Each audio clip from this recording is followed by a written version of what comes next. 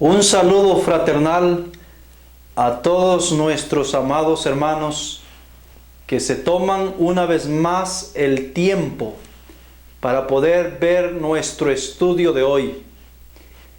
Estamos tratando la serie de El juicio sobre los vivos. Esta es la parte número 13.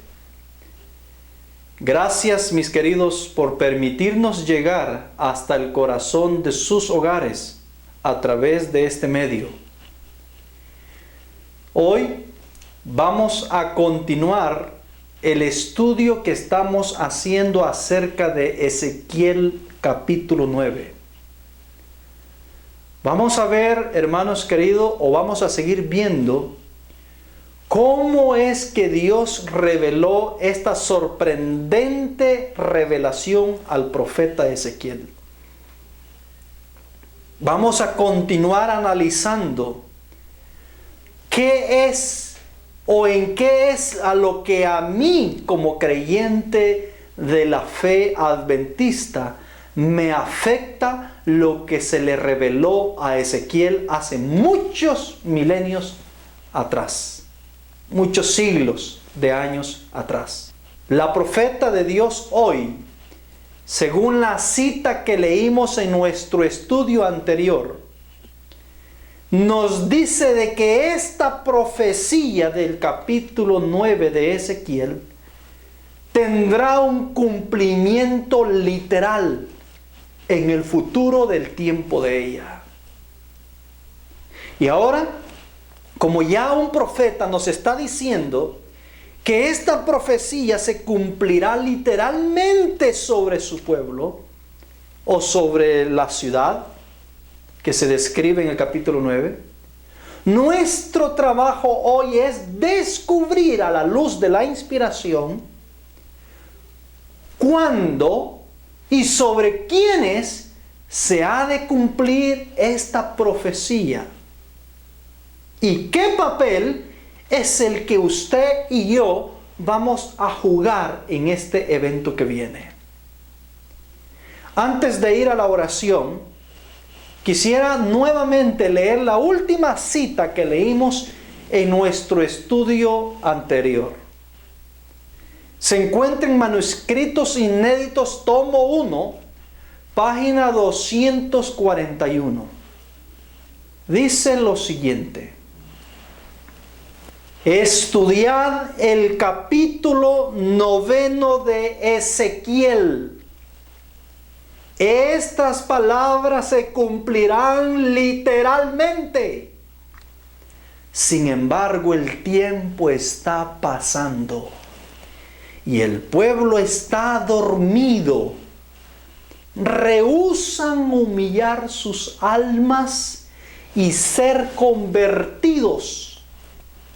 No por mucho tiempo el Señor tolerará a su pueblo, a quienes les han sido reveladas grandes e importantes verdades, pero que han rehusado traer estas verdades dentro de su experiencia individual. El tiempo es corto. Dios está llamando. ¿Escucharán su voz? ¿Recibirán su mensaje? ¿Serán convertidos antes de que sea demasiado tarde? Pronto, muy pronto, cada caso será decidido para la eternidad. En nuestro estudio anterior analizamos lo que significa este cumplimiento literal que está describiendo aquí la profeta. Un cumplimiento literal que todavía estaba al futuro del tiempo de ella. Hoy vamos a continuar analizando otros puntos que se desprenden de esta cita que hemos leído. Pero antes de analizarlos, invito a que nos arrodillemos y pidamos la dirección del Padre Eterno.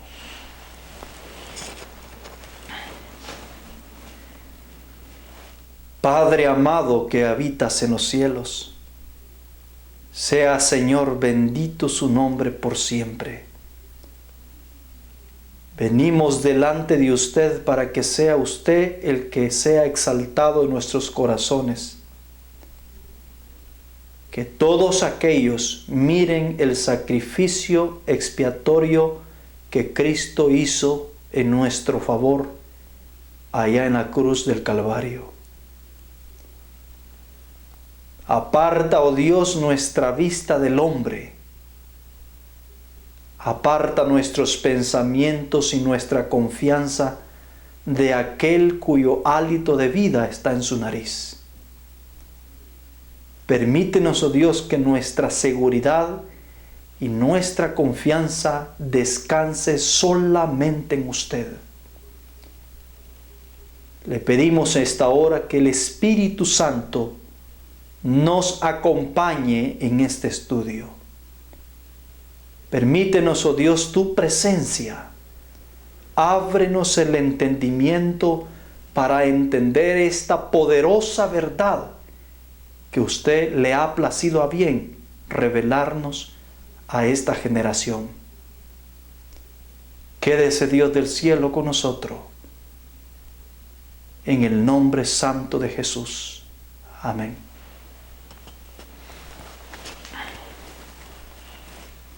En nuestra cita recién leída, analizamos que este cumplimiento va a tener un efecto literal sobre su pueblo.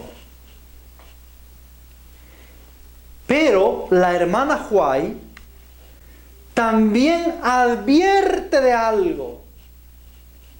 Ella dice en la cita, se debe cumplir literalmente. Pero ella dice, el pueblo está dormido. Ella no dice, el mundo está dormido, sino que ella dice, el pueblo está dormido. ¿Qué pueblo? ¿Qué pueblo el que está dormido?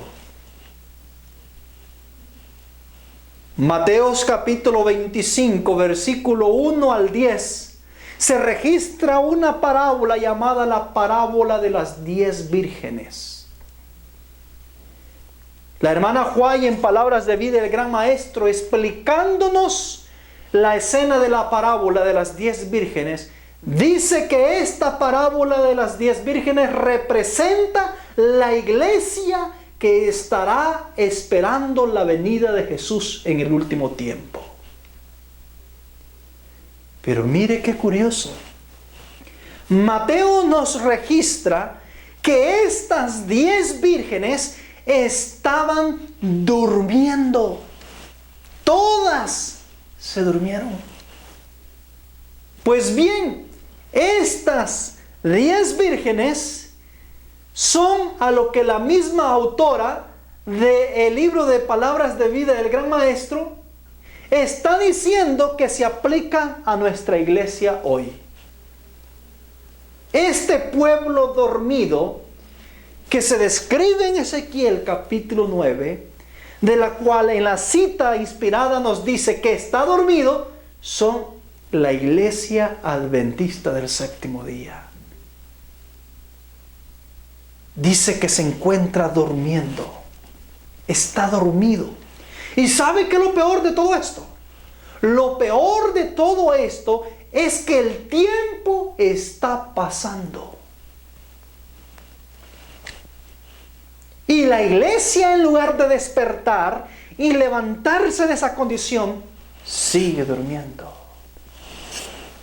Por eso es que en Joel capítulo 2, en el versos 1, Dios le dice a Joel, tocad trompeta en Sión y dad alarma a mi santo monte. Tiemblen todos los moradores. ¿Sabe por qué? ¿Por qué hay que tocar trompeta? ¿Por qué hay que darle alarma? Porque la alarma está en el contexto de un sueño, de despertar a alguien para que se levante de ese sueño. La iglesia está durmiendo y hay un juicio esperando. Hay un acontecimiento, hay un evento que se aproxima. Y es el evento de Ezequiel capítulo 9.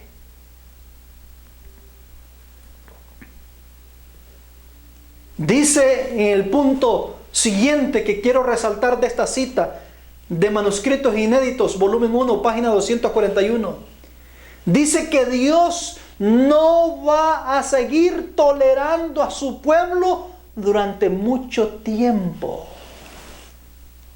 Aquí aprendemos una gran lección. Hay algunos que están aplicando esta escena de Ezequiel 9 al mundo impío, al castigo de los impíos. Pero la cita no me está diciendo eso a mí.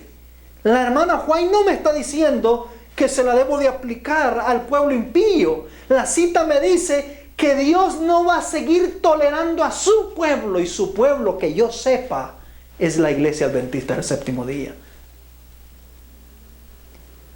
Su pueblo que ha recibido las verdades y que se le han revelado importantes verdades, no es al mundo. Es cierto que allá hay pueblo de Dios que no está en el redil verdadero, pero ese pueblo es su pueblo en una condición de ignorancia, porque no conocen la verdad, no saben de la verdad. No obstante, son fieles hasta donde se les ha permitido comprender la justicia de Dios. Pero el pueblo que conoce las verdades, a lo que la hermana White está haciendo alusión, el pueblo a los que se les ha revelado importantes verdades, es el pueblo adventista del séptimo día, no hay otro. Dice que Dios ha enviado importantes verdades, pero este pueblo que las ha recibido no han vivido acorde a esas verdades reveladas. No han vivido de acuerdo a lo que Dios les ha revelado a través de esas verdades. Hermano, Dios le levantó profeta a la iglesia adventista del séptimo día. La hermana Elena Harmon de White se levantó con un mensaje contundente, claro, para poder o tener que seguir cada uno de los hijos de Dios pertenecientes a esta iglesia. Pero la hemos hecho a un lado. Hemos ignorado la invitación de Dios. Nos ha dejado de importar el simple hecho de practicar la verdad, más que profesarla con nuestros labios. Hay una apostasía desenfrenada dentro de la iglesia. A pesar de que Dios ha dado amonestaciones importantes y específicas en todo nuestro diario de vivir. Hay una diversidad de libros inspirados, escritos por la sierva de Dios, donde Dios revela a través de ella la forma que Él quiere que sus hijos tengan o practiquen acorde a las verdades reveladas. Pero ¿sabe qué hace la iglesia? ¿Sabe qué hace mucho adventista como usted y yo? Dejarlas a un lado, a que se empañen de polvo. Hay algunos ingratos, desleales, que para ignorar las revelaciones que Dios ha dado a través de la sierva de Dios, han llegado a renunciar a creer en los escritos del espíritu de profecía. Y dicen: yo solo soy creyente de las escrituras. A mí no me hablen de los escritos White. Pero esto lo hacen para excusar sus abominaciones, para excusar sus pecados, como que si la Biblia los va a excusar. Hermanos queridos, estamos viviendo momentos difíciles, complejos para el pueblo de Dios. La rebeldía se va incrementando. El orgullo del adventista va creciendo. Cada vez más nos estamos pareciendo más al orgulloso enemigo, a Satanás, que al humilde cordero inmolado que fue sacrificado por nosotros. Pero la cita nos decía, Dios está llamando. Hoy, usted no está viendo este video de puro gusto. Dios está llamando. Y surge la pregunta, la gran interrogante. ¿Escucharán su voz? Ahí está el problema. Dice que en el último tiempo muchos se juntarán para escuchar doctrinas de demonios, fábulas, creencias, pensamientos humanos, halagadores a los oídos, y no querrán escuchar la verdad pura, el evangelio puro, porque no es acorde a sus deseos, no es acorde a lo que ellos quieren, no es acorde a lo que ellos anhelan. Eso es terrible, mis hermanos. Dios va a hablar. ¿Escucharán su voz? ¿Y sabe a través de quiénes Dios habla? Dios habla a través de los profetas. Dios habría de hablar a la iglesia adventista a través de su profeta. Un profeta. Dios llamaría para hablarle a sus hijos. La pregunta es, ¿escucharán su voz? ¿Recibirán su mensaje?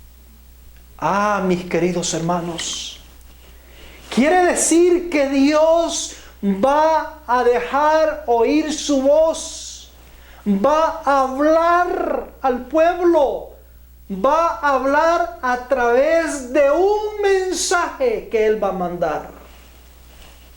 Por eso dice la cita, ¿recibirán su mensaje? Y de acuerdo a la decisión que los oyentes hagan, de acuerdo a la decisión que sus hijos hagan, de ahí va a determinar si se pierden o se salvan. Si ellos escuchan el mensaje que Dios mande y lo hable a través del profeta, si ellos lo escuchan, el llamado de Dios, si ellos empiezan a vivir esas verdades reveladas a través de ese mensaje, entonces el Dios del cielo los va a salvar. Porque ese mensaje los va a despertar de su sueño profundo en la cual han caído. Y aunque Ezequiel 9 se cumpla literalmente, aunque la advertencia que Dios ha dado se cumpla literalmente, Dios va a salvar a aquellos que escucharon ese mensaje, los que escucharon su voz a través del profeta. Hermanos queridos, los eventos que se van a cumplir literalmente sobre su pueblo son los eventos del sellamiento y de la matanza que se describen en el versículo 4 hasta el versículo 6 de Ezequiel capítulo 9. En los versículos 4, Dios describe un sellamiento que se efectúa. Y en el versículo 5 y 6, Dios describe una matanza que se ejecuta. Una matanza, mis hermanos, sin misericordia. Dios no tendrá misericordia en esta matanza. Va a ser sin misericordia. Ahí así lo dice, no tengáis misericordia. Termina diciendo el verso 5. Y dice el verso 6, matad viejos, jóvenes, vírgenes, niños y mujeres, hasta que no quede ninguno, sin misericordia. Todos los transgresores de la ciudad, todos los que han cometido las abominaciones en la ciudad, son exterminados en el evento que se describe en Ezequiel capítulo 9. Ezequiel vio una muerte literal de todos. Ahora, quiero aclarar y explicar por qué el evento que describe Ezequiel capítulo 9 no podemos aplicarlo de una manera directa al tiempo de la destrucción de Jerusalén por Nabucodonosor y su ejército. Ya he hablado anteriormente que en las profecías hay aplicación indirectas y parciales donde se utilizan ciertos elementos de X profecía para aplicarlos a X evento, pero evento literal y directo solamente hay uno, que es el cumplimiento literal de dicha profecía, donde todos los elementos descritos ahí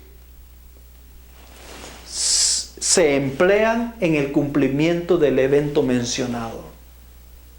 Ahora vamos a ver por qué Dios, a través de la circunstancia que estaba viviendo el profeta Ezequiel y la circunstancia que estaba pasando el pueblo de Dios, a través de ellos, ¿por qué Dios quiso revelar una profecía al futuro que iba a venir en el tiempo final de acuerdo a los acontecimientos con los cuales el profeta estaba familiarizado en ese momento? Y vamos a ver que esta aplicación de Ezequiel 9 no se puede aplicar de una manera directa sobre el evento de la destrucción de Judá y Jerusalén en el tiempo de Nabucodonosor. El primer punto que no se cumplió en la invasión de Jerusalén y en la deportación de este pueblo, en la destrucción del templo de Jerusalén y de Judá, es por lo siguiente. Ezequiel 9:6 nos dice: matad viejos, jóvenes y vírgenes y niños y mujeres hasta que no quede ninguno.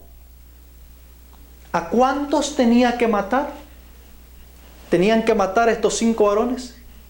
A todos, mis hermanos, sin excepción. Ninguno podía quedar. Vamos a ver entonces si esta profecía se cumplió literalmente en el tiempo de Ezequiel. Vamos a ver si realmente ningún infiel sobrevivió, tal como se está diciendo en el versículo 6. Dice que no quede ninguno. La ejecución tenía que ser total, absoluta. Y entonces encontramos los primeros elementos, los primeros problemas al quererla aplicar literalmente en ese tiempo. Daniel 3, versículo 7, ustedes conocen la historia. Así es de que se la voy a narrar, aunque yo les voy a poner el versículo en pantalla para que lo lean y tengan una idea. Ustedes saben que entre los deportados que llegaron a Babilonia, traídos por Nabucodonosor, entre ellos habían muchos que habían sobrevivido a la masacre y a la mortandad que había causado Nabucodonosor en los sitios que había puesto sobre Jerusalén. Y miren lo interesante. De acuerdo a la descripción que Ezequiel 9 nos está diciendo, Dios ordenó un sellamiento para los fieles para que ellos no fueran tocados, es decir, para que la vida de ellos no se tocara. Y que evidentemente al darle la orden a los otros que mataran a todo y que no quedara ninguno, es un indicativo que todos los que no tuvieran la señal tenían que morir. Incluso el profeta Ezequiel se angustió y le dijo al Señor: vas a matar toda la descendencia, todo el remanente de Israel y Judá, derramando tu ira. Es decir, la mortandad era tan terrible que eran muy pocos los que iban a permanecer con vida. Y como ya la hermana Juan nos dijo que este evento va a ser literal, es decir, es una matanza literal que Dios hace, y es un sellamiento también literal donde Dios va a marcar a cada uno, es decir, cada uno va a ser marcado para salvación. Es evidente de que tenemos que encontrar ese cumplimiento literal en esta acción que hizo Nabucodonosor, si fuera el caso que se refería a esa profecía.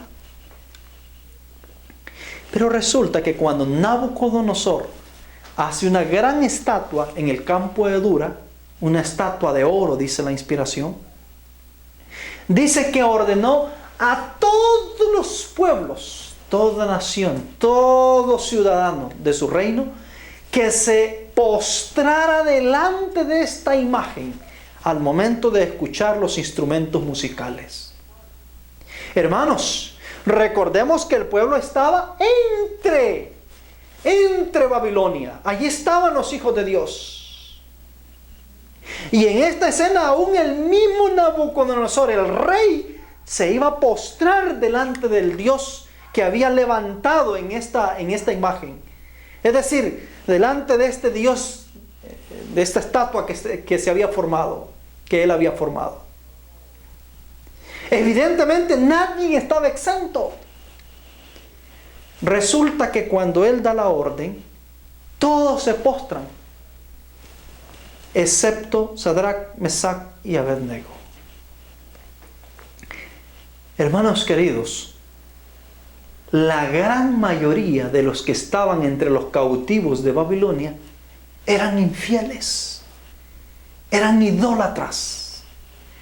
Les importó poco postrarse a ese Dios de oro, a esa estatua, a ese ídolo. Tan acostumbrados estaban en Jerusalén de adorar dioses falsos que no les importó sacrificar sus principios y postrarse delante de esa imagen. Solo 3 fieles se mantuvieron firmes. Les pregunto, entonces, ¿quiénes habían sobrevivido en sí? ¿Los infieles o los fieles? Si este cumplimiento fuera literal, ningún infiel hubiese sobrevivido y estuviera en Babilonia postrándose delante de esa imagen. Por el contrario, la gran mayoría, por no decir casi todos, se postraron ante la imagen. Solo 3 fieles habían ahí entre ese grupo.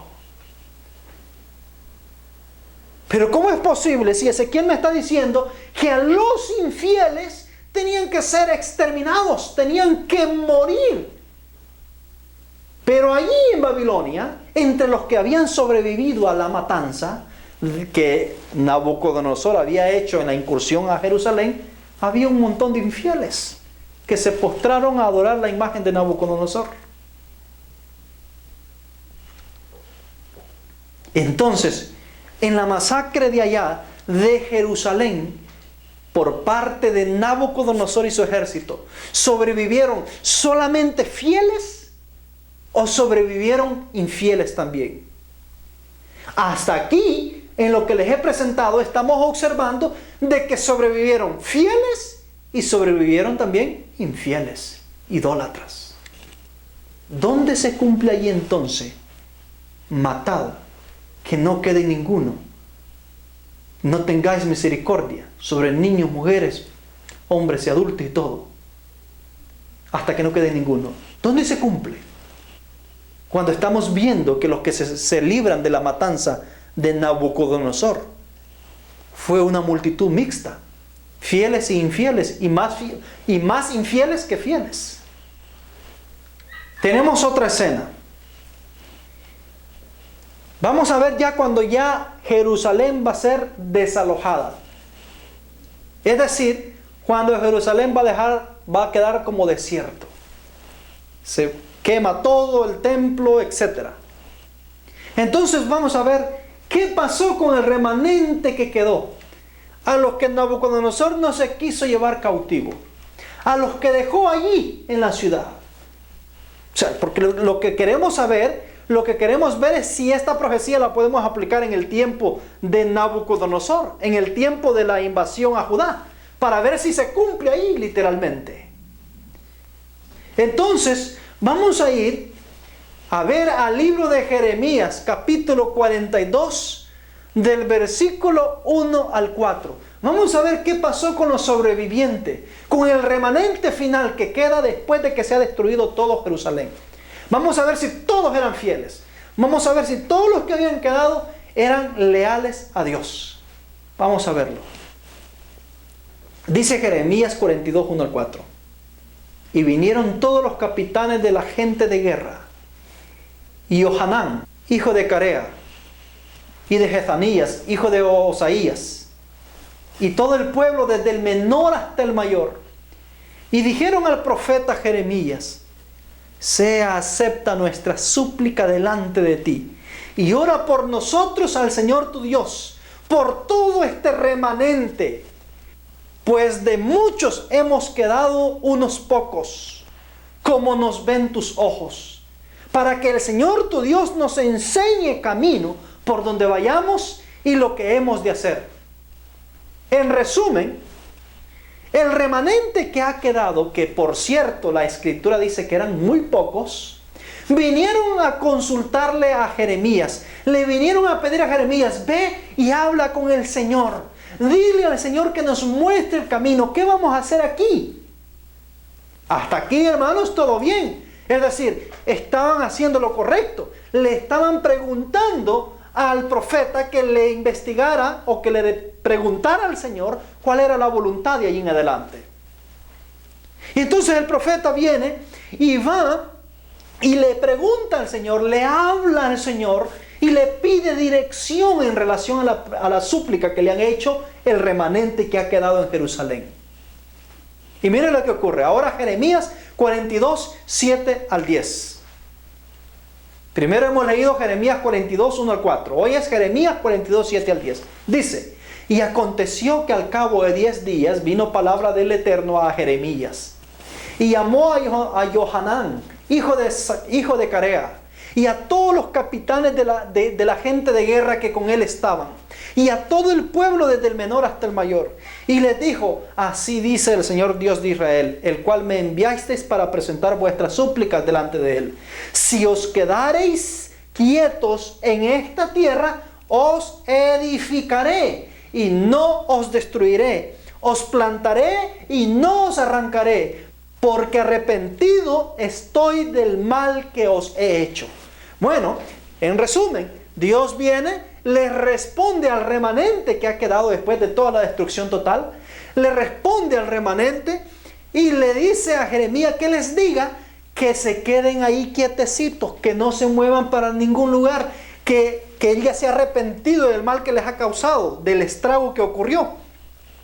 Que Dios los va a bendecir si permanecen en Jerusalén, que la reconstruyan o que vivan sometidos al rey de Babilonia, ahí en ese lugar.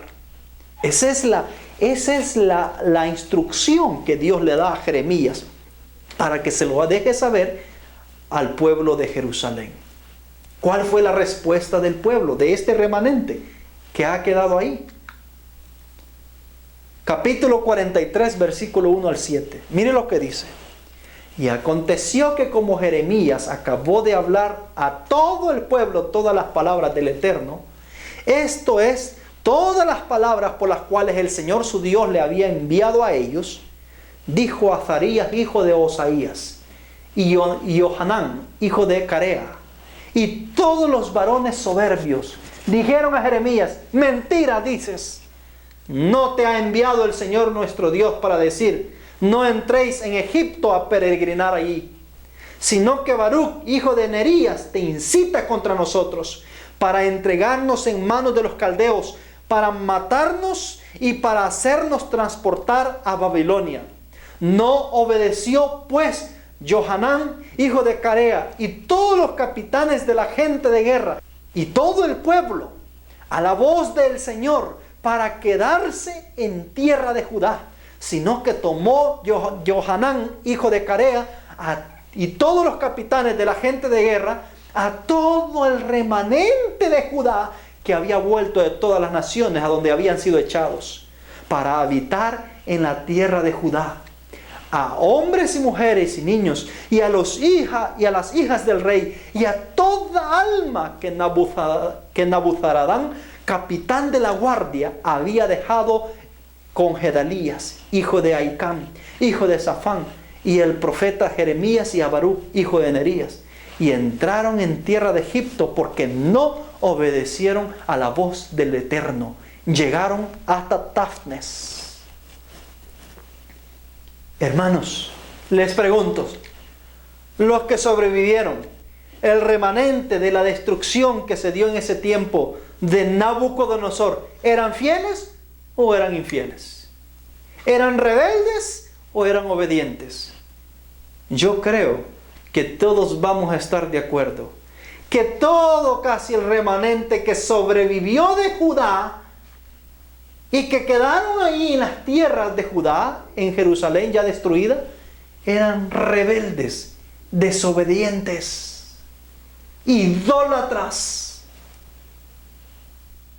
Entonces, ¿cómo es que podemos aplicar esta profecía de Ezequiel 9 literalmente a este acontecimiento, cuando la Escritura nos dice que la orden de Dios fue que al momento de causar la destrucción no quedara ninguno? Se les dio la orden a los 5 varones que no perdonaran la vida de nadie. Pero aquí estamos viendo que se le perdonó la vida a una multitud, a un remanente idólatra y rebelde.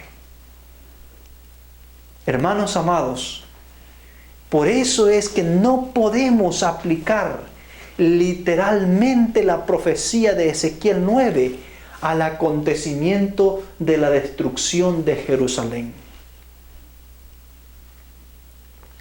Y algo más interesante. Dice la Escritura en Ezequiel 9 que Dios le ordenó al varón vestido de lino que fuera adelante de los destructores y que marcara a todos los justos, a todos los fieles, y a los otros, es decir, a los que iban detrás de él, les dijo: pasad detrás de él y matad. No perdone vuestro ojo. Los únicos que iban a ser perdonados eran los que tenían la marca.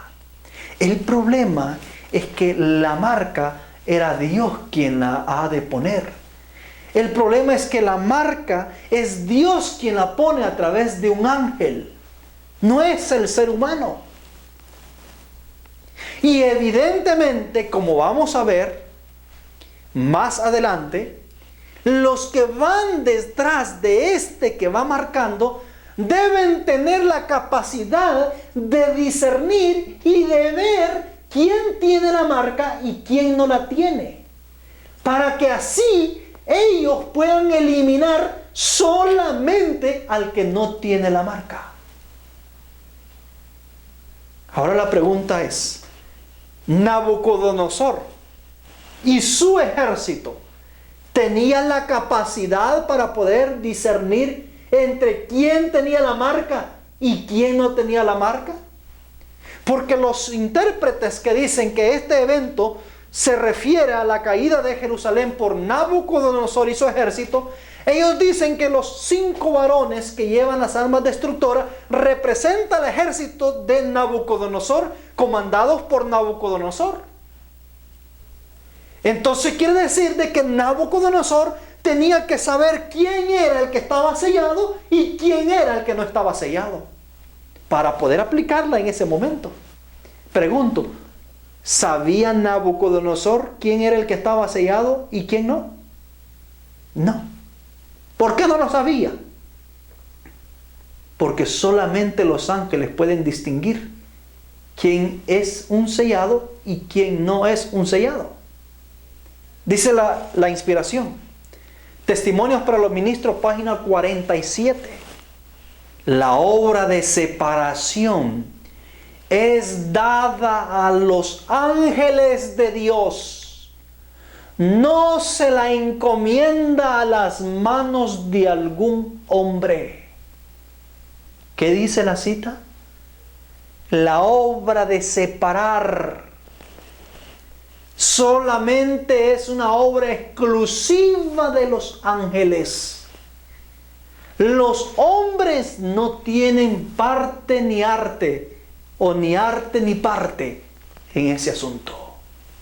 Ellos no pueden hacer la diferencia entre el justo y el injusto.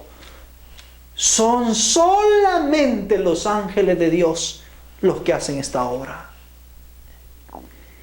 Y la otra cita en la carta 126 de 1898, la sierva de Dios dice: ¿cuál es el sello del Dios viviente que es colocado en la frente de su pueblo? Es una señal que pueden leer los ángeles, pero no los ojos humanos. Pues el ángel exterminador debe ver esa marca de redención.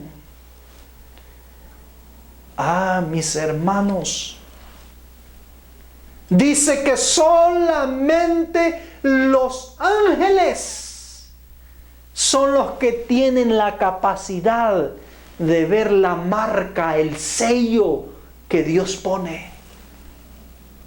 Por lo tanto, el que va a separar entre buenos y malos, es decir, el que sella, el que determina quién es justo y quién no es un ángel, porque son los únicos que pueden hacer la separación. Y los que van a exterminar, es decir, los que van a destruir, los que van a causar la matanza, solamente pueden ser ángeles, porque son los únicos que pueden saber y ver quién es el que está sellado y quién no está sellado. Por eso es que Nabucodonosor no podía hacer la diferencia entre el justo y el injusto. Por eso es que los que llevó deportados a Babilonia eran injustos y justos, idólatras y santos, revueltos. Por eso es que los que dejó en Jerusalén no los dejó porque eran justos o porque eran fieles a Dios. Los dejó porque eran pobres, pero eran pobres idólatras, injustos, paganos, rebeldes, que desobedecieron a la voz de Dios. Hermanos, si yo quiero aplicar a Ezequiel 9 de literal y directamente a la escena de la destrucción de Jerusalén, yo solamente lo puedo hacer violando el principio de la revelación bíblica. No de una manera honesta, solamente de una manera que viole los principios de las Escrituras. Por eso es, mis queridos hermanos, que la escena que Ezequiel está viendo en el capítulo 9 no es un evento que se cumplió con la invasión de Babilonia sobre Jerusalén, sino que es un evento que todavía estaba en el futuro y que por las circunstancias del momento, por las circunstancias en las cuales el profeta estaba en ese tiempo y el pueblo de Dios en ese momento viviendo una terrible y atroz consecuencia por sus pecados, basados en ese panorama, Dios le revela esta revelación oportuna para su pueblo que iba a estar en el tiempo del fin. Y es por eso que la hermana White está viendo que esta profecía de Ezequiel 9 se iba a cumplir en el futuro, literalmente, porque la profeta estaba claro que esta profecía de una manera literal y directa nunca se había cumplido en el pasado. Es más, ella vio el sellamiento que se describe en el capítulo 9 de Ezequiel, ese sellamiento que dice que hizo este varón vestido de lino, que en realidad era un ángel, como ya hemos visto. Ella vio este sellamiento en el futuro, no lo vio en el pasado, no lo identificó en la escena de la destrucción de Jerusalén. Dice la cita inspirada de Testimonios para los Ministros en la página 445. Dice lo siguiente: este sellamiento de los siervos de Dios es el mismo que se le mostró a Ezequiel en visión. Juan también fue testigo de esta terrible revelación. Ella está hablando del sellamiento que Juan vio en el Apocalipsis capítulo 7 del 1 al 4. ¿Y sabe cuál es ese sellamiento? El sellamiento de los 144,000. Que es el único sellamiento, dicho sea de paso, que a Juan se le presentó.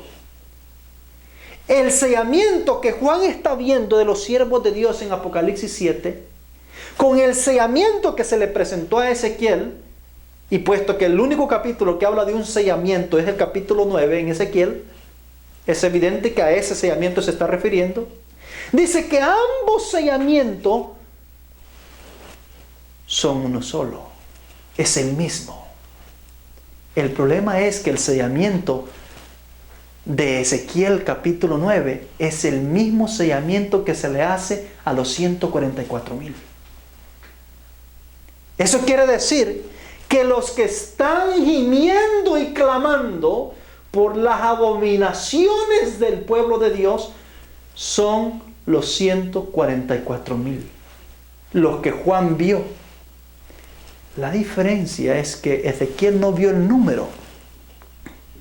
Más bien él vio y se concentró en ver los muertos que caían por miles y miles a causa de no haber tenido el sello.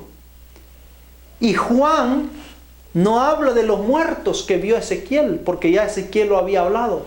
Juan habla de los que sobreviven, de los que quedaron sellados. Y él dice que fueron 144,000.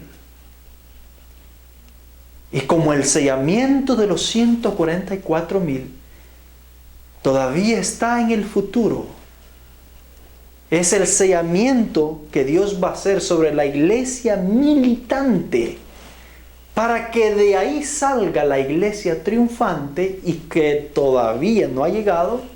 Es un indicativo que el proceso del sellamiento de Ezequiel 9 apenas va en su curso, y que por consiguiente, luego de ese sellamiento, viene esa matanza que describe Ezequiel 9. Por eso es que la hermana White está poniendo el evento de la matanza de Ezequiel 9 al futuro. Está poniendo el sellamiento de Ezequiel 9 al tiempo del fin, en el periodo del tiempo del fin, en el periodo cuando van a ser sellados los 144,000. Cuán maravilloso es Dios, cuán grande es su misericordia, justo y misericordioso, que Dios ha hablado, ha advertido. Viene un acontecimiento. Estudiemos el capítulo 9 de Ezequiel. Hermanos queridos, préstele atención a ese capítulo. Hay que investigarlo, hay que escudriñarlo, porque ese acontecimiento no ocurrió ni ha ocurrido en el pasado. Ese acontecimiento ocurre en el tiempo del fin, en el tiempo de la separación de los buenos y malos dentro del pueblo de Dios. Ahora, hermanos, quiero que descubramos otro detalle bien importante en esta profecía. En los estudios anteriores hemos hablado de que el Señor va a hacer una visita aquí en la tierra. Y hemos estudiado que para hacer esta visita, Dios va a hacer una pausa del juicio que se está llevando en el cielo, para luego proseguirlo. Y es una visita por casi media hora de silencio. 7 días literales de nuestro tiempo. El Señor visita la tierra. Hace una visitación al pueblo de Dios en esta tierra. Y ya hemos visto de otros ángulos que esa visitación tiene como objetivo separar la cizaña del trigo. Tiene como objetivo destruir la cizaña y glorificar el trigo. Pero mire lo curioso de este asunto. Cuando a Ezequiel se le presenta la visión, ¿sí? A Ezequiel se le presenta la visión en el momento cuando se está ejecutando este juicio. ¿Y sabe usted a dónde Ezequiel ve a Dios en ese momento cuando se está efectuando el juicio que se describe en el capítulo 9 y que se extiende hasta el capítulo 10? Vamos a descubrirlo. ¿A dónde es que él lo ve? ¿Dónde se encuentra Dios en ese momento cuando se efectúa ese juicio? Para eso vamos a ir a Ezequiel capítulo 1 y vamos a leer el versículo 1 y de ahí el versículo 3, 4, 5 y 6. Y nos dice lo siguiente. Y aconteció en el año 30, en el mes cuarto, el 5.º día del mes, estando yo en medio de los cautivos, junto al río de Quebar, los cielos se abrieron y vi visiones de Dios. ¿Qué es lo que él vio a partir de ahí? Vio visiones. Todo esto que a él se le revela del libro de Ezequiel lo recibió a través de visiones. Él fue teletransportado en visiones para poder ver estos acontecimientos. Entonces dice el versículo 3: vino la palabra del Eterno al sacerdote Ezequiel, hijo de Buzi, en la tierra de los caldeos, junto al río de Quebar. Y la mano del Eterno fue ahí sobre él. Y miré, y aquí un viento tempestuoso del norte, una gran nube como un fuego envolvente, y en derredor suyo un resplandor, y en medio del fuego una cosa que parecía como de ámbar, y en medio de ella la figura de 4 seres vivientes, y esta era su apariencia. Tenían ellos semejanza de hombre, y cada uno tenía 4 caras y 4 alas. Y dice Ezequiel 1:26: y sobre la expansión que había sobre sus cabezas se veía la figura de un trono que parecía de piedra de zafiro, y sobre la figura del trono había una semejanza que parecía de hombre sentado sobre él. Es decir, en resumen de estos versículos, Ezequiel está viendo que el Señor ha venido a la tierra en uno de sus tronos movibles, porque dice que tenía ruedas. Y estos querubines que se identifican ahí tienen características, hermanos, similares a las características que se describen en el capítulo 4 y en el capítulo 5 del Apocalipsis. Cara de becerro, cara de león, cara de águila y cara de hombre. Los querubines que él está viendo ahí. Esto nos indica que este es un acontecimiento que ocurre en el mismo periodo cuando se está desarrollando ese juicio que se describe en el Apocalipsis capítulo 4 y el capítulo 5, del cual ya hemos estudiado. Nos identifica que este es un acontecimiento que ocurre en ese mismo lapso de tiempo, en el juicio investigador. Pero el hecho que el Señor en esta ocasión se le vea sobre un trono que se anda moviendo sobre la tierra, porque ahí es donde él lo está viendo en visión, es un indicativo que Dios, cuando ejecute este juicio, va a andar aquí en la tierra. Él personalmente, con sus ángeles. Recordemos que esta visión que Ezequiel está viendo fue precisamente eso, una visión. No ocurrió en su tiempo. Él fue llevado en visión y vio todo este escenario en visión de lo que iba a ocurrir cuando este acontecimiento estuviera llevándose a cabo en la tierra. Y para confirmarles que Ezequiel está viendo al Señor Jesús en un trono movible, ejecutando esta obra aquí en la tierra, váyanse al capítulo 10 de Ezequiel. Y vamos a leer el versículo 18 y el versículo 19. Ahí nos lo va a confirmar el mismo Ezequiel. Mire lo que dice. Y la gloria del Señor se salió de sobre el umbral de la casa y se puso sobre los querubines. Y alzando los querubines sus alas, se levantaron ¿de dónde? De la tierra delante de mis ojos. ¿A dónde estaban los querubines con el trono encima de ellos? En la tierra, mis hermanos. Dice que se levantaron de la tierra delante de sus ojos. Cuando ellos salieron, también las ruedas al lado de ellos, y se pararon a la entrada de la puerta oriental de la casa del Eterno. Y la gloria del Dios de Israel estaba arriba sobre ellos.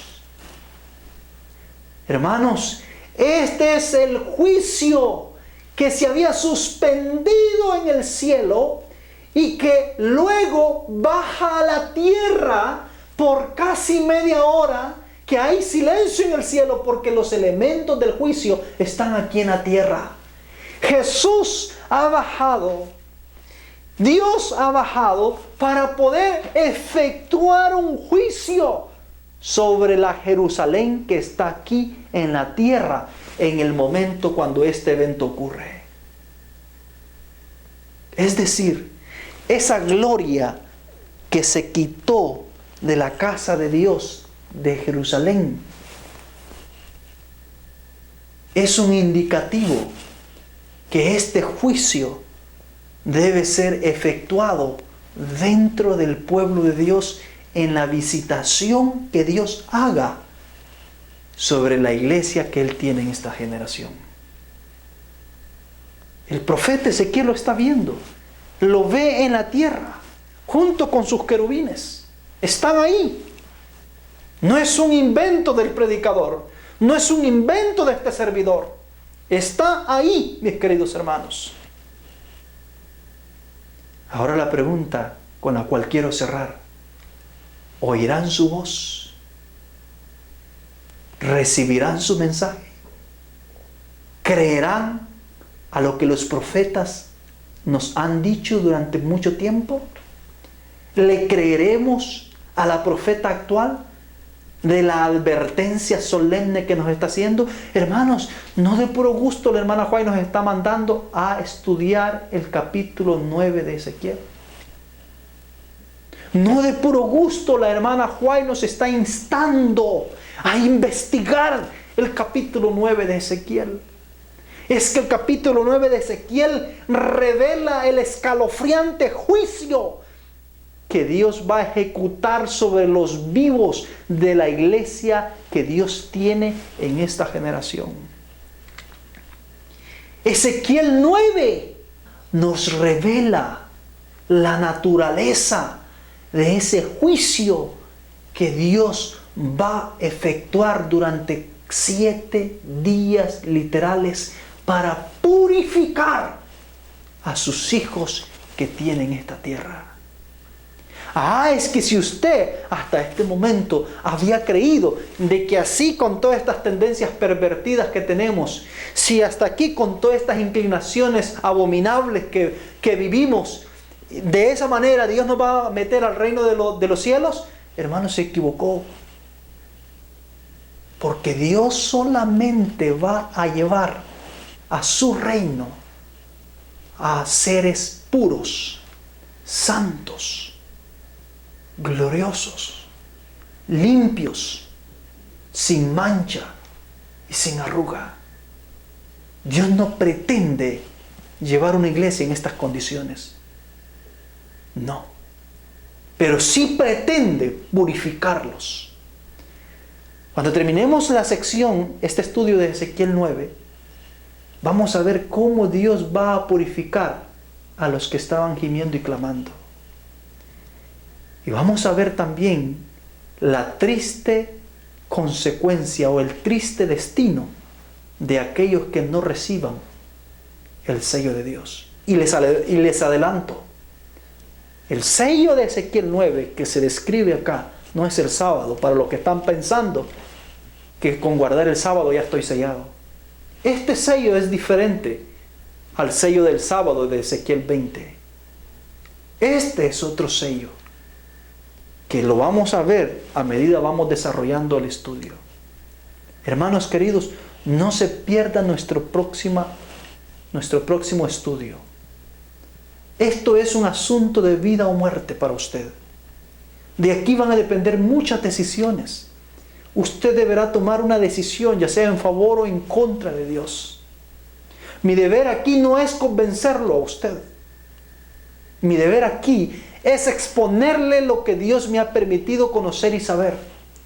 Pero queda en sus manos si usted lo toma o lo deja. Pero Dios quiera, y oro al Señor para que todos lo tomemos y todos podamos recibir ese sello, la marca de redención. En nuestro próximo estudio vamos a ver, porque ya hasta aquí hemos visto que esta destrucción es literal, esta matanza es literal, este sellamiento es literal, Dios lo va a efectuar con sus ángeles. Hemos visto que este evento no se cumplió en la destrucción de Jerusalén por Nabucodonosor y su ejército. Hemos visto de que todos estos acontecimientos nunca han ocurrido en la historia y que la hermana Juárez los está poniendo al futuro, un cumplimiento futuro. También ubica el sellamiento al futuro. Y si hasta aquí usted ya se convenció y ya creyó en lo que los profetas han dicho, existe la probabilidad de que algunos todavía piensen de que este juicio se va a cumplir en las 7 plagas postreras.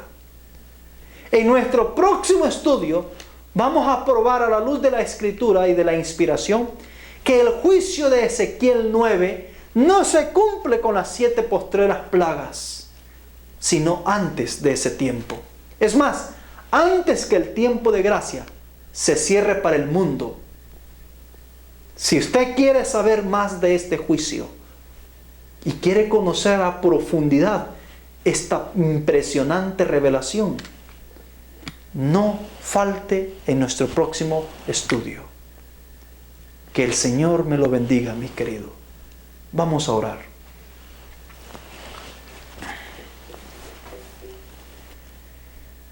Dios del universo, gracias por permitirnos culminar nuestro estudio. Oramos, oh Dios, para que el Espíritu Santo pueda obrar en la mente y en el corazón de todos aquellos sinceros hijos suyos. Le pedimos, oh Dios, que la presencia del Espíritu Santo continúe haciendo su obra en el corazón de aquellas almas sinceras. Quédese, oh Dios, con nosotros. Acompáñenos. Sosténganos en el poder de su fuerza. Todo esto, Señor, se lo pedimos y le suplicamos misericordia. Ayúdanos a sobrevivir al juicio que viene. Danos fuerza para mantenernos de parte de la verdad, aun cuando el cielo y la tierra se desplomen. Oh Dios del universo, oye nuestra súplica y nuestro clamor. Te lo suplicamos en el nombre santo de Cristo Jesús. Amén.